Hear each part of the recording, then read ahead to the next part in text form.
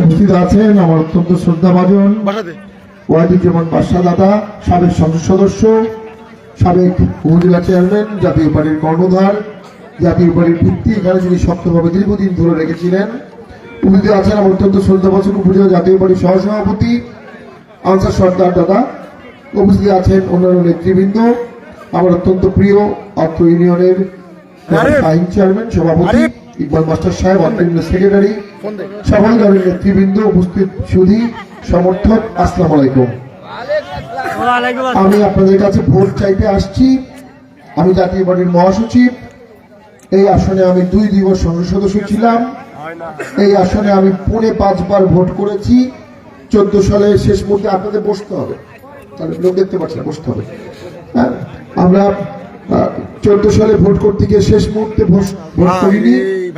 17 সালে ভোট করে সাধারণ একটা ভোটে হারিয়ে দিয়েছে, অল্প ভোটে। 18 সালে আবার ভোট করলাম, 13ই মার্চ জয়যুক্ত হলাম। বিপুল সংগ্রাম, বিপুল কষ্ট, সেই যুদ্ধের আপনারা সবাই আমার সঙ্গী ছিলেন, তারা এখনো আছেন। এবং এরপরে 18 সালে আমরা মহাজোটে ভোট করেছিলাম, জয়ী হয়েছিলাম বিপুল ভোটে। 24 সালে ভোট করে আবার হেরে গেছি। জয় পরাজয় ভোট সবই রাজনীতির অংশ। তবে আমি আপনাদের সাথে আছি, ছিলাম, আছি, থাকবো। আমি আমার এই 6 বছরের এমপিশিপে যেটি করেছি, প্রথম আমি যেটা বলবো, সুন্দরগঞ্জে আমি সুশাসন স্থাপন করতে পেরেছি এবং এটি সামনের দিনে অত্যন্ত প্রয়োজন। আমরা ভোটে গিয়েছি, এটি আমাদের অপরাধ। আমি জিজ্ঞেস করতে চাই, কোন দল ভোটে যায় নাই? আমাদের যদি স্বৈরাচারের দোসর বলেন, 86 সালে ভোট হয়েছিল, সেই ভোটে বিএনপি অংশগ্রহণ করেনি, জামাতে ইসলাম অংশগ্রহণ করেছিল। 88 সালের ভোটে আসমর বিরোধী দলের নেতা ছিলেন, বর্তমানে তিনি আওয়ামী লীগ বিরোধী আন্দোলনের অত্যন্ত বড় একজন নেতা। বিএনপি 15 ফেব্রুয়ারির ভোট আয়োজন করেছিল, একতরফা ভোট সম্পূর্ণ। 18 সালের ভোটে সকলে অংশগ্রহণ করেছিল। প্রত্যেকটি দলই কোন না কোনো ভোটে অংশগ্রহণ করেছে, যেটা আরেক দলের কাছে বিতর্কিত মনে হয়েছে। যদি ভোটে অংশগ্রহণ কারণে জাতীয় পার্টি স্বৈরাচারের দোসর হয়, তাহলে বাংলাদেশের প্রত্যেকটি দল স্বৈরাচারের দোসর। আমরা বিগত আন্দোলনে অংশগ্রহণ করেছিলাম। আমি জানি, আমি পার্টির মহাসচিব এখন, তখনও আমি অতিরিক্ত মহাসচিব। শেখ হাসিনা জিএম কাদেরকে ডেকেছিলেন আন্দোলনের সময় যে আপনি আসেন। জিএম কাদের বলেছে, ছাত্র মারা গেছে, ছাত্রের রক্তের উপর দিয়ে আমি আপনার সাথে মিটিং করতে পারবো না। সংসদে জিএম কাদের বলেছিলেন, পার্টির 2 জন নিহত হন, 19 জন জেলে ছিল ওই আন্দোলনে। আমি শামীম পাটোয়ারি টকশোতে আন্দোলনের পক্ষে, পুলিশের বিপক্ষে, সরকারের বিপক্ষে দায়িত্বহীন ভাষায় কথা বলেছিলাম। আন্দোলনের পরে আমরা ভেবেছিলাম আমাদের ফুলের মালা দেওয়া হবে। আমরা দেখলাম তারা আমাদেরকে কটাক্ষ করা শুরু করলো। কেন করলো আমরা অনেক পরে বুঝলাম, কারণ আমরা 71-এর মুক্তিযুদ্ধের সপক্ষের শক্তি। আমাদেরকে নির্মূল করার চেষ্টা করেছে। 4 বার আমাদের পার্টি অফিসে আগুন দিয়েছে, 4 বার। আমি দাঁড়িয়েছিলাম সেই সময়। কেন আগুন দিবেন আমাদের পার্টি অফিসে? জাতীয় পার্টিকে দেশ ছাড়া করতে চেয়েছে। কেন চেয়েছে? কারণ দেশকে তারা একটা জঙ্গি রাষ্ট্র করতে চেয়েছে। দেশকে তারা আপনার 32 নম্বর একবার ভেঙে ফেললেন, পরে আবার 32 নম্বর ভেঙে ফেললেন, যে 32 নম্বর বাংলাদেশের ইতিহাসের অবিচ্ছেদ্য অংশ। বঙ্গবন্ধু মারা গেছে 1975 সালে, আর আওয়ামী লীগের এই আমল শুরু হয়েছে 2008 সালে। বঙ্গবন্ধুর মৃত্যুর 33 বছর পরে এই আমল শুরু হয়েছে। তাহলে 33 বছর আগে যিনি মারা গেছেন, 33 বছর কাজের দায় আপনি তার উপর দিয়ে তার মূর্তি ভাঙলেন, তার মূর্তিতে প্রস্রাব করলেন বাংলাদেশের মানুষ হয়ে। আপনারা কি বাংলাদেশের মানুষ? যে লোকটি 17 বছর জেলে ছিল, আপনারা কেন তার মূর্তিতে প্রস্রাব করলেন? কেন 32 নম্বর ভাঙলেন? আপনাদের 32 নম্বর ভাঙার জন্য আন্দোলন করেননি, আপনাদের আন্দোলন ছিল দেশের জন্য, কোটা বিরোধী। আপনাদেরকে ম্যান্ডেট কে দিয়েছে 32 নম্বর মব বলে আজকে 32 নম্বর ভাঙছে। কালকে প্রথম আলো অফিসে আগুন দিচ্ছে, পরশু ডেইলি স্টার অফিসে আগুন দিচ্ছে, তারপরের দিন উদিচি, তারপরের দিন ছায়ানট। থামছে না, ভাঙচুর থামছে না, আগুন থামছে না, কোর্ট চিমনি করে ফেলেছে। দুঃখ ভরার কথা বলে দেখলাম ছাত্রদের ঘটনা, বাগেরহাট এবং যশোরের ছাত্রলীগের নেতা, হতে পারে তার দোষ, হতে পারে তাকে জেলে রেখেছে, তারপরে 1-1.5 বছর জেলে রাখবেন, 2 বছর জেলে রাখবেন বিচারের আগে। আপনি তো বিচারের আগে শাস্তি দিয়ে দিচ্ছেন, এটা কোনো ইনসাফ হতে পারে না। তার স্ত্রী তাকে বারবার জামিন করায়, তাকে আবার জেলে ঢুকায় দিত সাবধানকে। একবার স্ত্রী তাকে জড়ায় ধরেছে, আমি আমার হাজবেন্ডকে যেতে দেবো না, অনেকক্ষণ কান্নাকাটি পর নিয়ে গেছে। দুঃখে কষ্টে সে মেয়েটি নিজের বাচ্চাকে মেরে ফেলেছে, নিজে আত্মহত্যা করেছে। তার প্যারোল আবেদন করেছে, প্রশাসন তাকে জেল থেকে বের হয়ে তার জানাজা করতে দেয় নাই। পরে এই লাশ নিয়ে জেলখানায় গেছে। তার সন্তান জন্ম নিয়েছিল এই সময়ে, নিজের সন্তানকে প্রথমবার সে মৃত অবস্থায় ধরল। কি নির্মম, কি নিষ্ঠুর! কোথায় আছে আইনের শাসন, কোথায় ইনসাফ? আজকে যারা বড় বড় কথা বলছেন কোরআনের আইন বাস্তবায়ন করবেন, এই 1.5 বছর তো আমরা দেখলাম না আপনারা কোরআনের আইন বাস্তবায়ন করলেন, ইনসাফ তো করলেন না। ইনসাফ যদি এখন করতে না পারেন, সামনে কিভাবে করবেন? আমরা দ্যাটগঞ্জে বলতে চাই, জাতীয় পার্টি শান্তিতে প্রিয় দল, জাতীয় পার্টি শান্তিতে আছে, জাতীয় পার্টি এই দেশকে শান্তিতে রাখবে ইনশাল্লাহ। আমি 5 বছর 7 মাস জেলে ছিলাম, আমার এই ক্ষমতায় ছিলাম, এমপি ছিলাম। এই 5 বছর 7 মাসে আমরা 5 জন মানুষকে জেলে নিইনি, 5 জন মানুষ জেলে যায়নি। আমার দলের লোক কারোর বিরুদ্ধে মামলা করে নাই, আমার দলের লোক থানায় গিয়ে কখনো কাউকে অ্যারেস্ট করে নাই। আমরা অনেককে ফোন করে থানা থেকে ছাড়িয়েছি। আমরা এই সুন্দরগঞ্জে শান্তি প্রতিষ্ঠা করতে পেরেছি। আমরা জানি সামনে সুন্দরগঞ্জে কিভাবে শান্তি প্রতিষ্ঠা করা যাবে।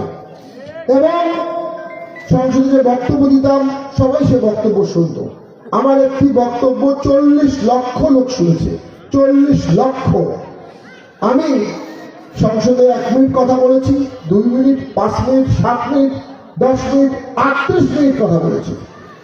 আমি একজন আইনজীবী, লন্ডনে আমার 3টা ডিগ্রি আছে। আমার বাবা আইনের অধ্যাপক, সংবিধান বিশেষজ্ঞ ছিলেন, আমিও সংবিধান নিয়ে পড়ালেখা করছি। আমি যদি আমার এমপি হই, আমি সংসদে যে ভাষায় কথা বলতে পারবো, আমি সংসদে যে বক্তব্য রাখতে পারবো, আমার ধারণা বাকি প্রার্থীরা এই বক্তব্য রাখতে পারবে কিনা, আমি এই প্রশ্নটি আপনাদের উপর রেখে দিলাম। রুলস অফ প্রসিডিউর অনুযায়ী যারা প্রথমবার সংসদ সদস্য হবে তারা 11 নম্বর সিটে বসবে, আর যারা দ্বিতীয়বার সংসদ সদস্য হবে তারা 3 বা 4 নম্বর রোতে বসবে।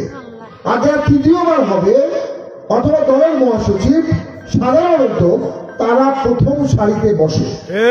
আমাদের পার্টির মহাসচিব যিনি ছিলেন রুহুল আমিন হাওলাদার, উনি প্রথম সারিতে বসতেন।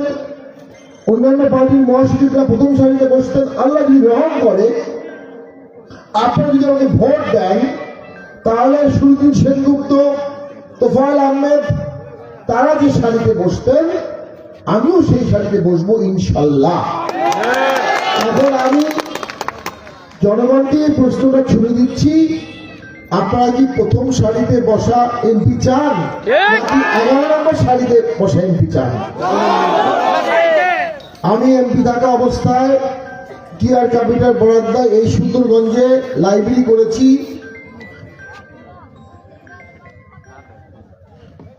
করেছি, স্টেজ করেছি, ছোট ছোট স্টেডিয়াম করেছি, মন্দিরে টাকা দিয়েছি, মসজিদে টাকা দিয়েছি। আমার ধারণা ধোপাডাঙ্গার সকল মসজিদ আমার বরাদ্দ পেয়েছে, ঠিক কিনা? 2-1টা বাদ হতে পারে। 72 সাল থেকে 2018 পর্যন্ত ধোপাডাঙ্গার সকল বরাদ্দ যদি যোগ করেন, তাও 6 বছরে আমি যা বরাদ্দ দিয়েছি তার সমান হবে না। আমরা নেতাকর্মীকে কোনো দুর্নীতি করতে দেইনি, সমস্ত টাকা সুনিপুণভাবে মন্দির মসজিদে দিয়ে দিয়েছি, কোনো চাঁদাবাজি হয়নি। 6 বছরে 6টি চাঁদাবাজির ঘটনা ঘটেনি। আমি 2টি অ্যাম্বুলেন্স দিয়েছিলাম, প্রথম যখন আমি এমপি হিসেবে এলাকায় ঢুকি, দুটি অ্যাম্বুলেন্স নিয়ে ঢুকি। একটা হাসপাতাল করেছি। যখন এমপি হলাম তখন দেখলাম আমাদের সদর হাসপাতাল অত্যন্ত খারাপ অবস্থা, একজন মাত্র ডাক্তার। সংসদে বক্তব্য দিয়ে ওখানে আমি 17 জন ডাক্তার এনেছিলাম, 17 জন। ফায়ার সার্ভিস, একটা বিল্ডিং ছিল, কোনো গাড়ি ছিল না। আমার বক্তব্যের 1 মাসের মধ্যে সেখানে গাড়ি আসছে। আর তিস্তা ব্রিজ, যেটা 14 সালে উদ্বোধন হয়েছিল, মোস্তফা দাদাও সেটা নিয়ে অনেক কথা বলেছিলেন। অল্প সময় উনি মারা যান। আমার বারবার কথা বলার কারণে তিস্তা ব্রিজের কাজ শুরু হয় এবং যথাসময়ে শেষ হয়েছে। নদী ভাঙ্গন আমাদের পূর্ব এলাকার ব্যাপক সমস্যা ছিল। আমি বারবার কথা বলে স্থায়ী বাঁধের জন্য 800 কোটি টাকার প্রকল্প নিয়েছিলাম। 800 কোটি। 72 সাল থেকে 18 সাল পর্যন্ত এই সমস্ত বরাদ্দ যদি যোগ করে না করা, তাহলেও 1800 কোটি হবে না। আমার একটা ক্রান্তি লগ্নে আমরা দাঁড়িয়ে আছি, একটা সন্ধিক্ষণে আমরা দাঁড়িয়ে আছি। এই দেশের ভবিষ্যৎ এখন 12 তারিখে নির্ধারণ হবে। 12 তারিখে দেশে কি শান্তি আসবে না আসবে না? 12 তারিখে দেশ কি অন্ধকারে যাবে না আলোর দিকে যাবে? 12 তারিখে সুন্দরগঞ্জে কি শান্তি ফিরে আসবে নাকি অশান্তি আসবে, তা নির্ভর করবে আপনাদের ভোটের উপর। আপনারা লাঙ্গলে ভোট দেন, আমি আপনাদের শান্তি দিব, সুশাসন দিব, উন্নয়ন দিব, মানুষ ঘুমাবে, আরামে থাকবে, কোনো চাঁদাবাজি হবে না। একজন এমপি যদি চায় চাঁদাবাজি বন্ধ করতে, তিনি বন্ধ করতে পারবেন, তার নিদর্শন আছে। আমি যখন এমপি হলাম, আমি দেখলাম পুরো সুন্দরগঞ্জে পয়েন্টে পয়েন্টে অটোওয়ালার কাছে চাঁদা নেওয়া হয়, অবৈধ চাঁদা। অটোওয়ালা কেউ থাকলে বলতে পারবেন। জীবনের ঝুঁকি নিয়ে আমি এই সমস্ত চাঁদা পুরো সুন্দরগঞ্জে বন্ধ করে দিয়েছি। কোনো চাঁদা তখনও নাই, এখনো অটোওয়ালাদের কোনো চাঁদা দিতে হয় না। কোভিড পিরিয়ডে জীবনের ঝুঁকি নিয়ে আমি মানুষের কাছে বারবার এসেছিলাম, প্রশাসনকে আশ্বস্ত করেছিলাম এবং সুন্দরগঞ্জকে শান্ত রেখেছিলাম। করোনায় সুন্দরগঞ্জে কোনো বড় ধরনের দুর্ঘটনা ঘটেনি। একজন রাজনীতিবিদের এটাই তো কাজ, মানুষের পাশে থাকা। ভোট দেবেন আমাকে? লাঙ্গলে ভোট দেবেন? কারা কারা দেবেন? 2 লাখ দেবেন তো সবাই? সবাই দেবেন, সবাই দেবেন। 2 লাখ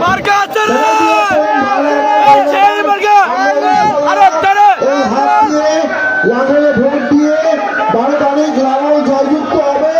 নতুন রাজনীতি শুরু হবে, সুন্দরগঞ্জে শান্তি ফিরে আসবে, উন্নয়ন ফিরে আসবে। ভাইরা আমার বসেন। আর জাতীয় পার্টি একটা বৃহৎ দল, একটা জাতীয় দল, পার্টির চেয়ারম্যান আমাকে ভালোবেসে, আমার উপর আস্থা রেখে উনি আমাকে অত্যন্ত কম বয়সে এই পার্টির দায়িত্ব দিয়েছেন এবং নমিনেশন দিয়েছেন।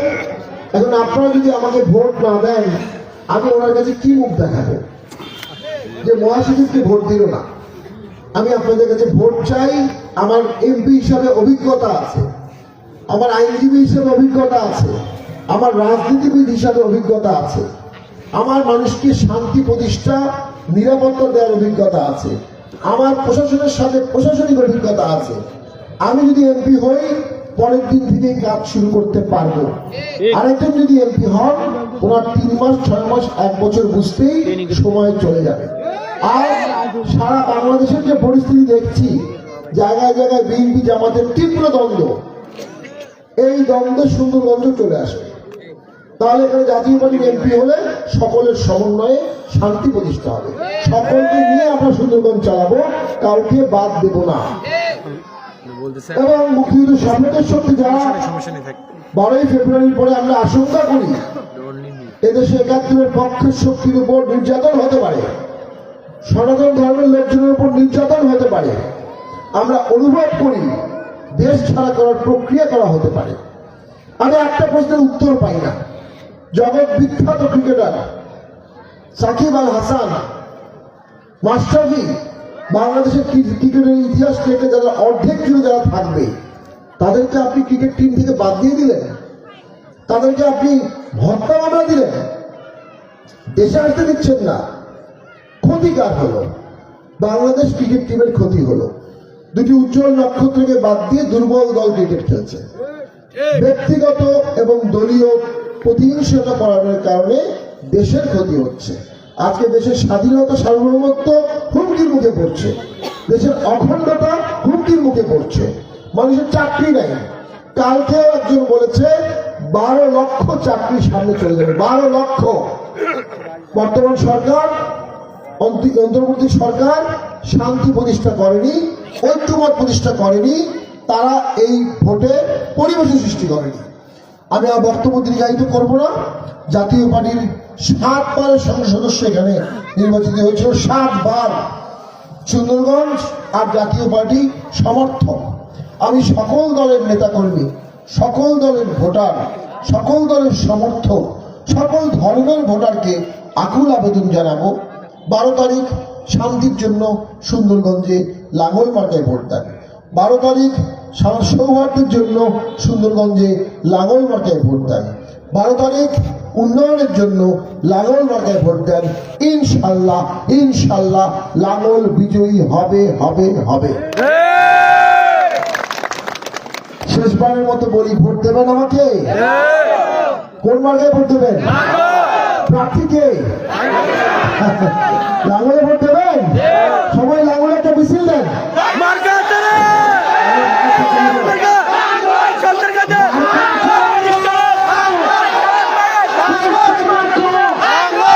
সবাই বলো শামীম ভাইয়ের, বাদশা ভাইয়ের সুন্দরগঞ্জে 12 তারিখে চায়ের মালা পরিয়ে দেব, শামীম ভাইয়ের গলায় দেব। ধন্যবাদ। ইনশাআল্লাহ আপনাদের ভোটে জয়যুক্ত হয়ে, আপনাদের ভালোবাসায় সিক্ত হয়ে আপনাদের সেবা করার সুযোগ পাবো। এই সুযোগটা আপনারা সবাই আমাকে দেবেন এই কামনা করছি। দোবারাঙ্গাবাসীর প্রতি আমি কৃতজ্ঞ, ইঞ্জিনিয়ার শাহিন সাহেবের প্রতি কৃতজ্ঞ। 1 মিনিট বসেন বাবা, 1 মিনিট। এবং আজকে যারা এই আয়োজন করেছেন দোবারাঙ্গা জাতীয় পার্টি, তাদের প্রতি আমি কৃতজ্ঞ। তারা অসাধারণ সাংগঠনিক দক্ষতা দেখিয়েছেন। অনেকক্ষণ ধরে যারা শ্রোতা বসে বক্তব্য শুনেছেন, আপনাদেরকে আন্তরিকভাবে ধন্যবাদ। 12 তারিখ ভোটের রেজাল্ট দিয়ে বাড়ি যাবেন, লাঙ্গলকে জয়ী করে বাড়ি যাবেন, এই নির্দেশ থাকলো। এই